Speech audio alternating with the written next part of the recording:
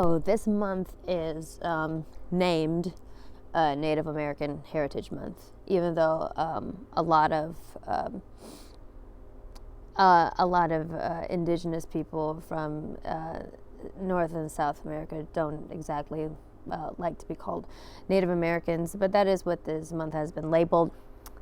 And I've mentioned my indigenous heritage in passing, like in live streams and stuff.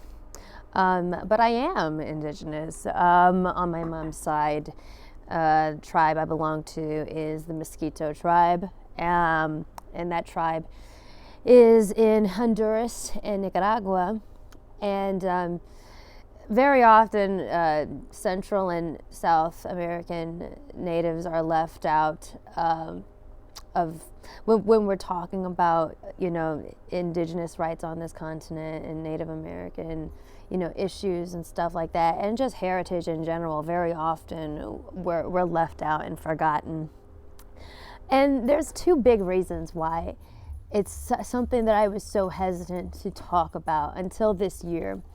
Really coming into my own on social media and like finding my voice and finding my vibe and my style. Number one, just because like it's a part of me that I'm like reconnecting with and reconnecting roots, reestablishing roots on my own, which is completely okay, by the way. Real G's move in silence like lasagna, and you don't have to broadcast everything about your life all the time. Like I'm in the process of learning the language and just learning about just the culture in general and our mythology and all this stuff, and so I can say more than a few phrases in Miskito, and that's one reason. And it's been really nice because TikTok has actually allowed me to get in contact with other tribal members, some even here in New York City, which without social media would not be possible, because all my life I've been trying to reconnect back to my tribe, and there's just so much limited resources on my tribe specifically, and even like searching the far corners of the internet barely helped. So social media has been great for that. But another reason is because my few experiences coming out and talking about my indigenous heritage and roots have been met with extreme anti-blackness and racism, and it made me very hesitant. Starting last year made me very hesitant to even mention that part of me, because as I have learned, there's a reason why. I have, obviously I'm mixed, and there's a whole bunch of things that came together to make me. And I don't hate those parts of me. But there's a reason why when I'm speaking about issues, I stick to Black issues, because I learned I learned through my life that no matter what you're mixed with, no matter what other cultures or what other heritage that you have a right to claim that is yours, if you are Black, if Black is thrown in there, it's like an asterisk. It's like, yes, you're this, but a Black version of that. Like the Blackness is always going to come first, basically, when people within those communities look at you, Afro-Latina, Afro-Indigenous, you know what I mean? And a lot of the time, in our struggle against the white man, we forget that anti-blackness is in literally every community, even Black communities. But anti-blackness is absolutely fucking everywhere. And I experienced it last year. I think I posted something, just some very basic, just saying like, I'm indigenous, I'm Miskito.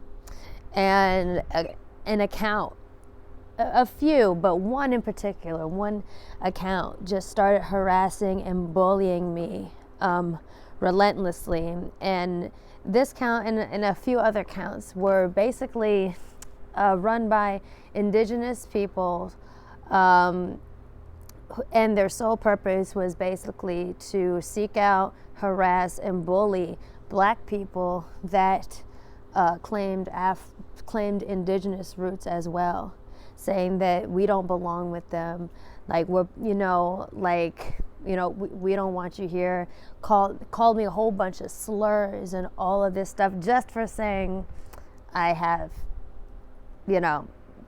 part of my heritage is indigeneity. This person, like these people harassed me for days, and I had to block those accounts. I reported them. So I don't think that account exists anymore. Because when I went to that account, all I saw were screenshots. All it was screenshots of just the Instagram accounts of Black people who were also indigenous. Shit like this makes it hard to talk about that part of me. And I'm not the only, like, this is not just a Nikki problem. This is every Black person who also claims indigenous roots. Like truly indigenous. I'm not talking about the people that are like Africans were the original Native Americans, like Hotep shit. I'm not talking about that shit. I'm talking like First Peoples. And anti-blackness is something that we have to struggle with in that community as well, if we want to claim it, if we want to talk about it, if we just mention it, just fucking mention it. Not using it for clout, not using it to, build a name for myself on my platform out of convenience at all. Just mentioning, like, yeah, I'm indigenous. And that's enough to invite all of that fucking hate. And this is a widespread problem.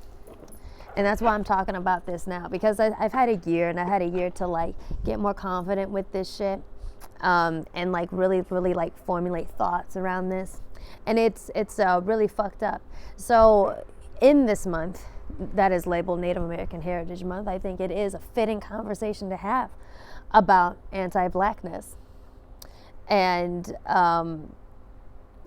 even my tribe, Miskito, very often is not counted as a true, pure indigenous tribe, because a lot of slaves a lot of slaves married in and mixed with the original population there.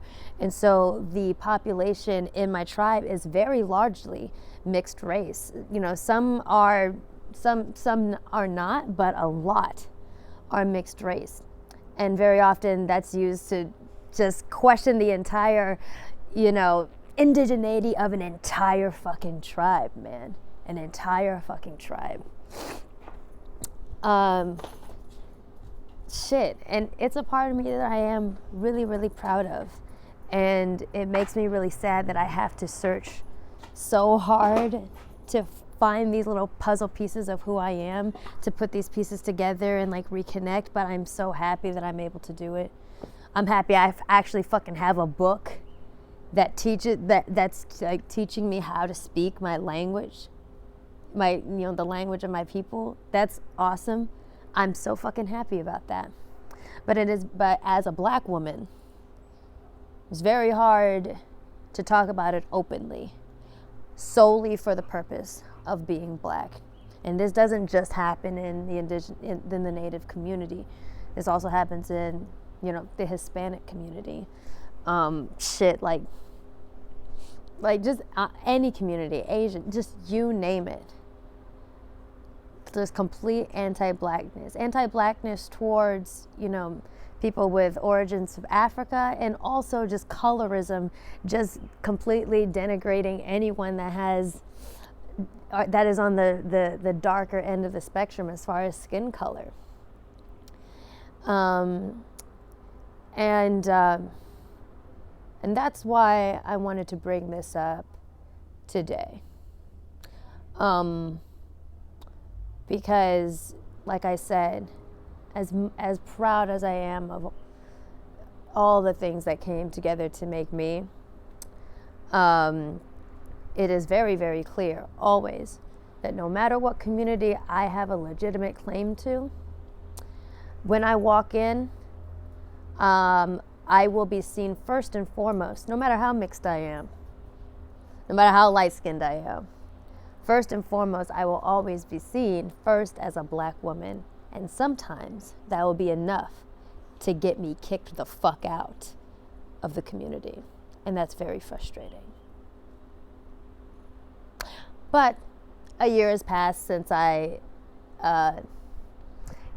experienced all that shit, and like I said, I've been able to connect with other members of my tribe, and start relearning about myself and my culture, and I've gotten more confident, and I decided this year is the year that I'm like really gonna talk my shit and say like, this shit's fucked up. It's fucked up,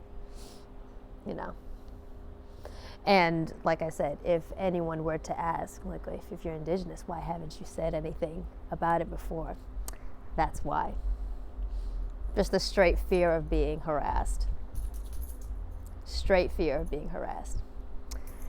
POC solidarity is such a nice idea. A fairy tale almost, but it's not real. So as we're celebrating this month, don't forget to, not fucking harass those of us who also happen to be black as well. Who also happen to be black as well. Let's remember that. I'm not asking to make the focus of the month on black people. I'm just saying, like, those of us who also happen to be black, if you could just leave us the fuck alone and not harass us, that would be fucking great. And just a nice little reminder that colorism and anti-blackness is absolutely everywhere. It has infiltrated every community. It has infiltrated every ethnic group, just about every ethnic group, at least present here in the United States. And as much as we fight against white supremacy, we also have to fight against it within our own communities, continuously. So there you go. Talking my shit. In the description of this video, I'm putting a link to probably the most prominent account on YouTube having to deal with the culture of my people, the Miskito tribe. It's called Mundo Miskito. They have a whole bunch of tutorials about like the food and stuff, some mini documentaries about life in the village there.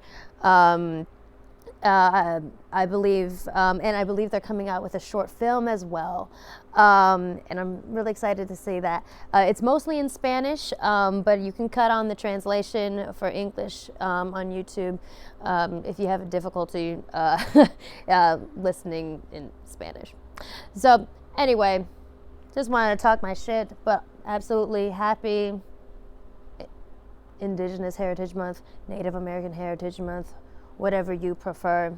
La tua makakisna means I love you in Miskito, and it's one of the few things I know how to say. So to my followers, la tua makakisna, and have a good day.